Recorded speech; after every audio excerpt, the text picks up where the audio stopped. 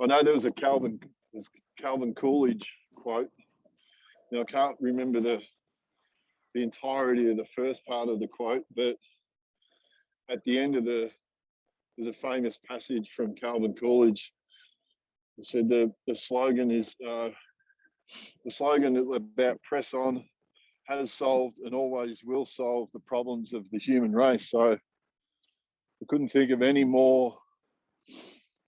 better quote at the moment. Just that's all you can do is press on, keep moving forward. And if we can, I've said that to all you guys, whether it's your first time or whether it's you haven't missed one, or Megan in the middle of Australia, and you got Jeff and Susie and even Jace joined us. Like, it's like anyone that joins this, if you end up taking on some sort of leadership, going, right, in my own little world, how am I going to make a difference and drag everyone else through? Like, how am I going to drag everyone else through with my mindset? And most importantly, and then like some of my notes I found this morning, and then, which is hard not to do, like think back to last year, guys, about, okay, not watching all the press conferences, staying away from social media, controlling what you're putting in your mind from a media point of view is maybe more important than the food and all that sort of stuff you're putting in your mouth at the moment, because there's nothing, to be honest, now until next weekend, there's nothing new that anyone's going to tell you that's actually going to make you feel better. Hate to be reality, but so you go, okay, now that I know that, what am I going to do to make sure I have the best week? And in the end, it's writing a list. It's stuff that may seem a little boring, but it's about writing a list and getting creative. You guys even know, I look back and I even found the 50 book challenge I even did with Harper last year, and I thought, right, I'm gonna get that stuff up and going. So if we can, on these Monday, Wednesday, Friday, aside from hopefully being able to drag more people along, like as in come and get them to join what we're doing with Walk With Me. But if you guys, the challenge is, which I know it's not easy, but I think if you can all take on a leadership role yourselves, like, by God, like everything, the whole world or your environment that you've got control over is going to be way better for it. Now, I know, whilst we are lucky enough to, I think Jace is still on there. You're still on there, Jace? Have you disappeared? We've lost him. Yeah, mate, still here. I'm thinking now.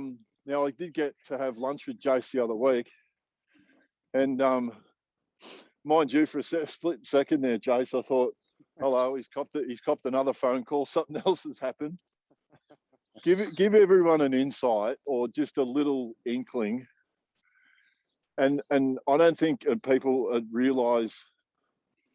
I think they get some sort of idea, but the enormity and the craziness of being in the AFL at the moment, and actually in your role, you are at the coalface of just absolute craziness at the moment. So just give everyone a little snapshot of maybe even just the last 7 days. Yeah, good morning, everyone. I hope everyone's going okay considering the circumstances in many parts of Australia. Yeah, thanks, Corey. Good to be on. Yeah, I suppose, how do I summarise it? I've been on the road now with the Giants. We've been away from Sydney now for 6.5 weeks. I think the outbreak in Sydney started a bit over 7 weeks ago. So we're in constant dialogue with the AFL. Obviously, early stages, we were pretty keen to stay in Sydney as long as we could until it wasn't possible. We knew at the stage when it wasn't possible that we could have to pack up and move very quickly. So I got a call about 4:15, 6.5 weeks ago in the afternoon to let me know that there was a plane waiting, a charter flight waiting for us in the Swans at Sydney Airport. We need to be there at 7 p.m. and we'd be flying out at 8. So we're trying to mobilise a group of 45 players and 25 staff, so about 70 people, which we got there. We only missed a couple, but we're lucky enough that a couple of them were able to get in the next day before the actual lockdown and the borders closed off, because it was an initial close off to certain LGAs within Sydney. So we were Melbourne bound. We were down in Melbourne, who had just come out of a lockdown, which would have been lockdown 5, I think. So we had great freedom in Melbourne. We were able to move around without any restrictions, only just some government restrictions. So we're 3 weeks in Melbourne, 3.5 weeks. Some cases started to creep up in Melbourne. I chatted to the AFL about maybe we were happy to, if we needed to, move again. I talked about Queensland. Lo and behold, 4 hours later, I got a call to say, get your group ready, you're out.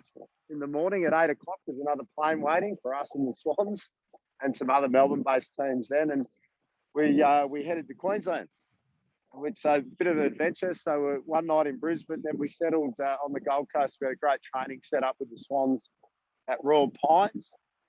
And we'd only been in Queensland that first few hours. And then my doctor in Melbourne, who works for the club, is calling me, talking about exposure sites from the rugby league tests during the week. All right, here we go. We had 9 or 10 staff and players that had been there. The Swans had a number as well, and there was obviously a number of other Melbourne-based AFL clubs, staff and officials involved. So we had one staff member who was categorised as a tier 1 site. So immediately he had to go into isolation. I think the Swans had about 3 of their high performance staff members, same situation. And then we had another 9 players and staff who were they were categorised as tier 3, so they were fine. We're testing every 2 days with the COVID testing anyway, so all clear with that. Had spent about 3 hours on a phone call with the AFL, the other clubs involved in Queensland Health, which was an interesting 3 hours of what could and couldn't happen when someone's in isolation for a close contact. That's all fine. We've got our massive derby, whatever you'd like to call it, on the Sunday against the Swans at Metricon on the Gold Coast. And you wouldn't believe it, but 18 minutes before the game, I'm driving to the ground, and one of the AFL officials called me, and he was calling to let me notify me that our staff and players that were tier 3, category tier 3, that Vic Health had changed that grading to a tier 2 for anyone who went through gate 7 at the rugby league test. I think it was Australia and France. And that captured our other 9 staff and players, which 4 of those were players and 2 were actually selected in the team. So once I arrived at the ground, I immediately had to remove the players and staff. And one of those players, for those who know their footy, is one of our stars of the competition, Toby Green, and he's our standing captain, and he's pretty competitive. So that was a challenge to be able to remove him from the game. And once he got his head around, which took a fair while, not playing, I could see this change in his demeanour, and he just started to freak out because he was then getting his head around the 14-day isolation period, which didn't end up 14 days because they backdated. So we're working through that. I'm virtually outside still working through removing players and staff, and the siren sounded, so I had to leave them with someone else because obviously got match day duties. Once we work through that and work through Queensland government and ascertain that you actually could get them isolating together, albeit there's a risk if someone tests positive, the clock starts again and you can get them out to Airbnbs. We sorted through that early in the next week. And then we probably thought you got to be on your guard the whole time. Probably thought we're in for a bit of clear water, clear air. And then lo and behold, last Saturday, which like Corey said, we were lucky enough Monday week ago to have lunch with Corey and a few of my staff and had a great day. But you fast forward 5 or 6 days to last Saturday when we were training in preparation for our Sunday game against Port Adelaide on the Gold Coast, and just out on the track, and my property steward came over and talked about southeast Queensland going into lockdown. So straight away, I'm on the phone again. And that call was a call that informed me that our game and the other games, there's 3 other AFL games scheduled for Brisbane and Gold Coast that weekend, that they'd all been postponed. And then it was just mayhem again, because within 30 minutes, a call back around the possibility of maybe charter flights out. And then another 15 minutes later, it's actually happening. And this time it's 12 o'clock and we need to be at Brisbane Airport for a 3 o'clock flight. Now, for those who know Queensland, it's 70 minutes from Royal Pines to Brisbane Airport. So we've really had to get our skates on. We're on a charter flight this time with Essendon, who had spent 3 weeks up in Queensland. The flight just after us had Gold Coast and the Swans on it. Melbourne that day had actually flown from Melbourne to the Gold Coast to play, but they diverted to Brisbane, sat on the tarmac for 2 hours and flew back to Melbourne. So we got back to Melbourne late last Saturday night, played Sunday, and after 6.5 weeks, we've finally been caught in the lockdown. So that's been our adventure. In amongst all that though, Corey, we've worked really hard. The AFL's done an amazing job during this period. Like last year, as hard as it's been this year and what we've been dealing with, nothing like the experience we all went through last year in the AFL industry. But we've also been dealing with, and it was great to see from a distance last night, there's over 100 partners and family members that actually has just undertaken 2 weeks of near-on hotel quarantine in Brisbane that we had to leave behind, which caused a bit of anxiety there last Saturday. But thankfully, they all arrived after their 2 weeks in here to Melbourne last night, and they're currently isolating because they had to have another test late last night. But they've been reunited with their partners. So it's I can get emotional at times, but I was up on level 1 last night at the hotel as they were arriving, and we couldn't go down there. And Steve Johnson, the former Geelong champ, who's an assistant coach of ours, he's got his wife and 3 little kids, and they're aged between, Maggie might be 5 and 9. And just seeing them getting off the bus, and when they could see Steve up on level 1, and you just realise how much, and everyone, it's all different levels when you go through situations, and everyone's got their own story of the struggles through a pandemic. But if I purely just think about what we do in AFL footy and the sacrifices we've had to make and our staff have had to make, because, you know, being away for 6 weeks depends on what job you do. Sometimes that can be the normal, but obviously what we sign up for is a 23-round season and finals, and it's home and away.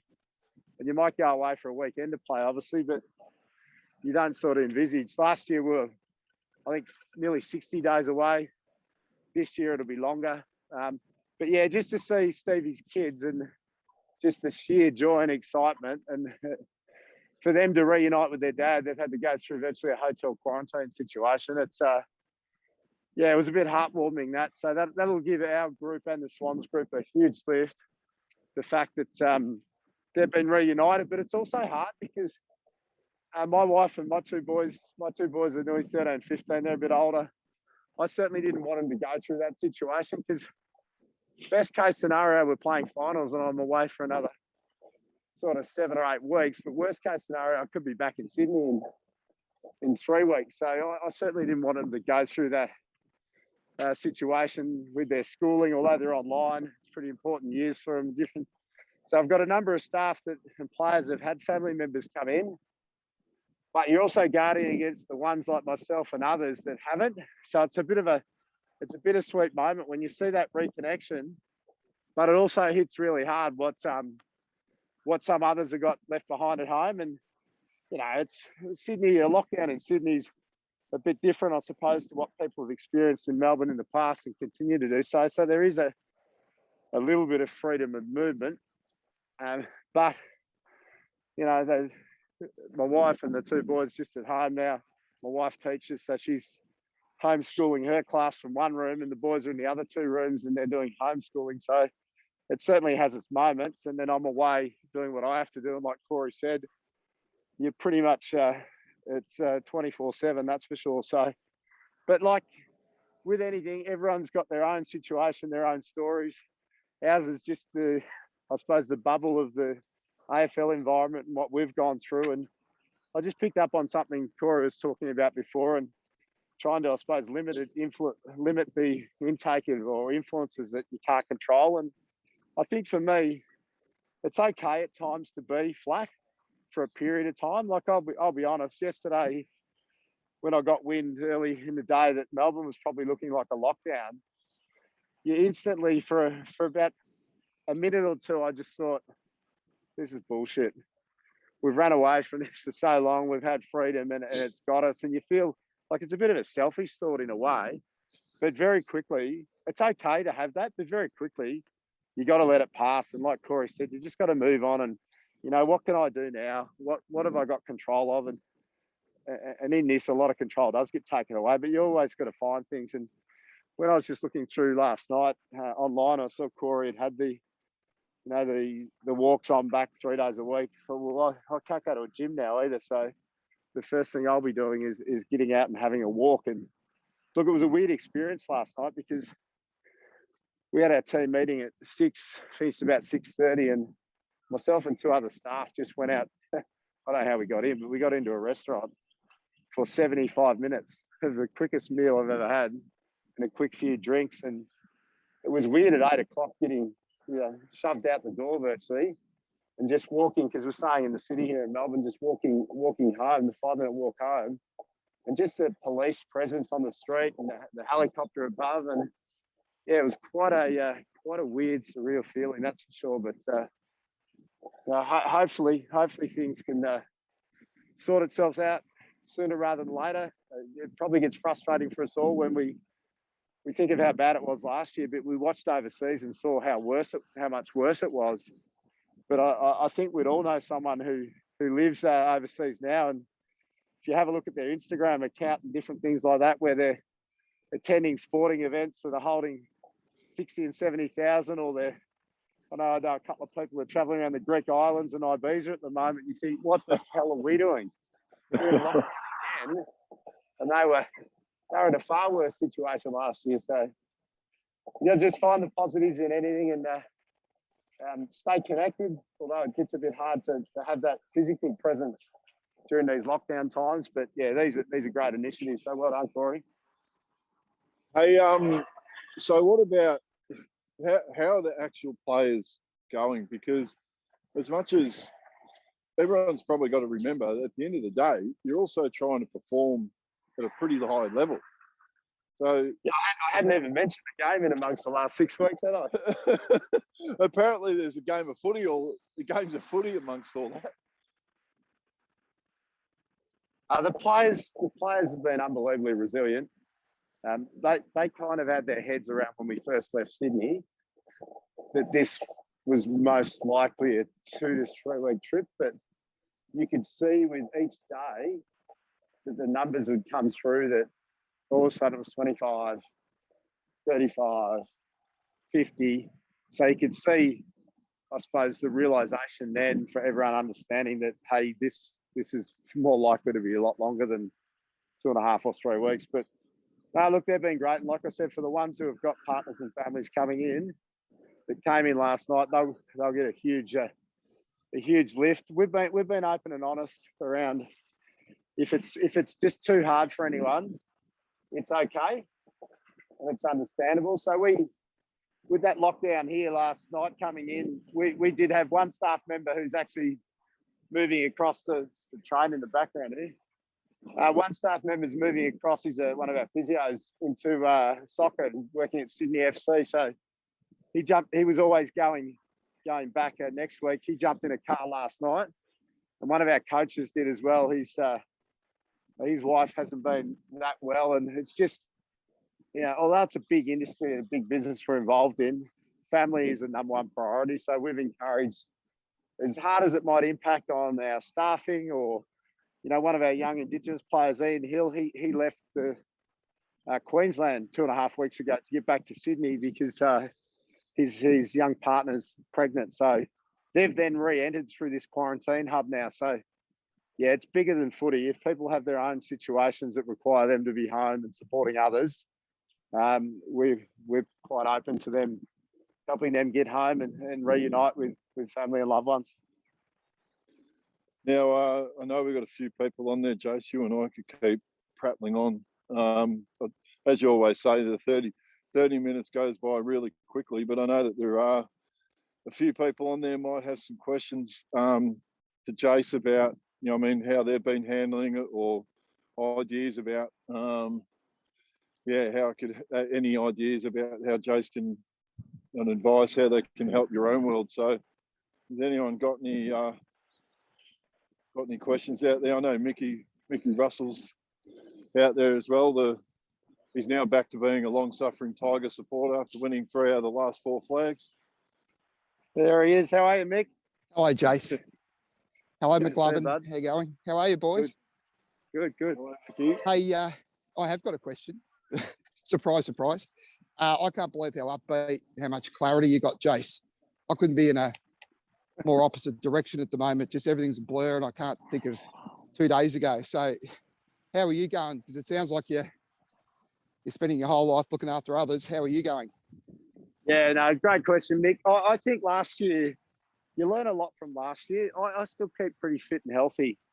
But last year, when we were going through these hub scenarios and the restrictions were quite tighter, and we actually went through a 2-week quarantine period in Perth last year, and we were confined to we weren't hotel rooms, but there was only a small grass area you could go out. Obviously, when we went out training, you could get out and walk, but probably dropped away a little bit last year on the fitness side of things. When we got to Queensland, where we were staying, it was a great setup, but there wasn't a gym there, so you walked a bit. But I'm massive on. You don't have to go overboard, but it's just still getting to the gym as regular as I can. And when things were open here, I love the F45, so I was jumping in here in Melbourne, the F45 classes, or just a lot of walking. Like I think when we're in Queensland, with Corey's beautiful weather up there, I wore a pair of runners out in 2 weeks, the amount of walking I did, and my shins. But I'm a huge believer, if you're physically fit, it's going to help your mental fitness. There's no doubt about it.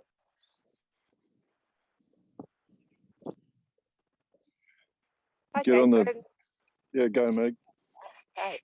I'm curious in terms of your resilience with what you went through with the surge. Do you think that helped you in terms of lockdown and what we're going through at the moment? That you've just got a completely different perspective of what's tough? Most certainly. I'm looking at the camera there. That looks magnificent. Is that Central Australia? I've got a... Wow. Yeah. Now, Obviously. I do a lot of trading in my job. I trade players. Can I trade places just at the moment?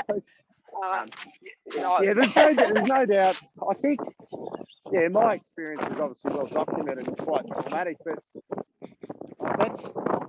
that's how you build resilience. You build knowledge. Everything. It's through your experiences, and through mine with that situation, and through some, even before that, through probably more downs and ups in my AFL career, you do develop that resilience, and it allows you when situations like this come along, and especially what I went through, and others would have their own stories and battles they've been through and successfully beaten, just holds you in good stead, puts perspective on things. It's like, okay, this is temporary, it's not permanent.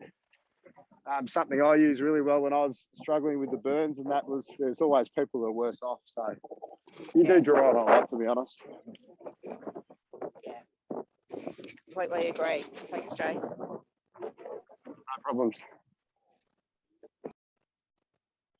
Now, I know we've gone a little bit over, but has anyone got a final question, and then we'll wrap it all up? Hey, just a general comment. I've been, as you know, I've been watching a lot of the Olympics, and the Aussies are going so well. Do you think it's maybe because as Australians, we do well in adversity, and we actually fire up, whereas maybe a lot of other countries sort of they fell away. They lost the plot. But we seem to just be going higher and higher. And then I'll let Jace answer. But my personal opinion is, I think it's a great thing about being Australian, that when we go out on a world stage, our mentality is we don't care who the opposition are.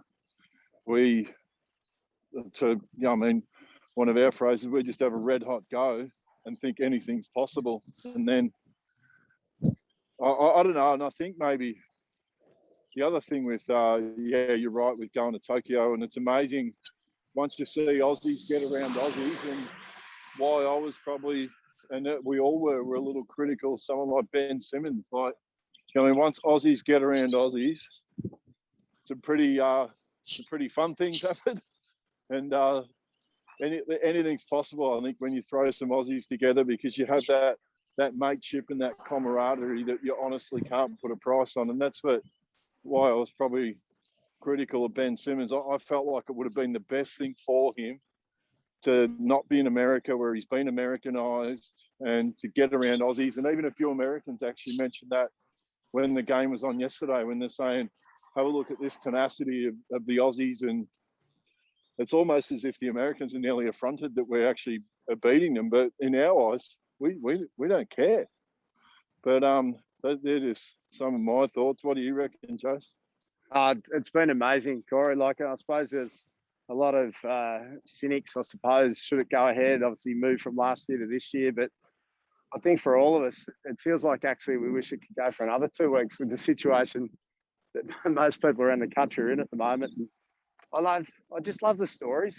I suppose with the industry I'm in, there's great stories there too. But because we play every weekend, there's a lot that are told and known about. But just some of the ones out of the Olympics, that these people that, off Broadway, dedicate their life and their training for 4 years, or in this case, 5 years, and the countless hours, and they get the work in, and then, backs to the wall stuff, like Corey said, against the odds, and they achieve success, and you hear their stories. So, like, amazing, just the 800 metres the other night, like, wow. And different things. Like, I'm from a small country town in Victoria, Nil, and I had no idea at the time, and I flicked on, might have been a bit over a week ago, and the rowing, the women's fours. And there's a girl who grew up on a farm just outside of Nil. She's a gold medalist, and it's like, I listened to her dad on SEN the next morning, and I knew of her dad. Just obviously I've been gone for a long time, but listen to him with Gary and Tim on SEN. It was quality radio, because he's just sitting out on the farm, and it was pretty just a captivating interview. He didn't have a lot to say, but just the backgrounds of where people come from, and then in Olympics on the world stage can get there and just be inspired, like Corey says. That I think we do better than anyone, the team environment, and it just captivates people, and it just takes them to a new level. So yeah, it's been inspiring. There's no doubt about that. Hey, McLovin, can I just say, just on behalf of everyone, I know I only fleetingly come in from time to time, but I've been as flat as a tack, and my business is on the brink of collapse. But when I saw your Facebook post to jump on and do it, my normal option is to get up at 4 o'clock and work hard and try and get through the day. And I thought, stuff it, jump on. And I really appreciate it. I'm up and about and ready to go again. So thank you. We would be, Mick, if there's anyone, I'm not pissing in your pocket, that is as resourceful and thinking lateral. I think, maybe doing a little walk and whatever. And I know how creative you are, that you can get through anything, brother. So not a problem whatsoever. But look, fantastic morning, everyone. We did have an unexpected guest at 6:51 or 2 this morning when he sent me a text. All right, I'll see you on Monday. Have a great weekend. Make up a Thanks, list. Corey. Rip into Thanks, it. mate. See you guys. Thanks, Great Corey. talk.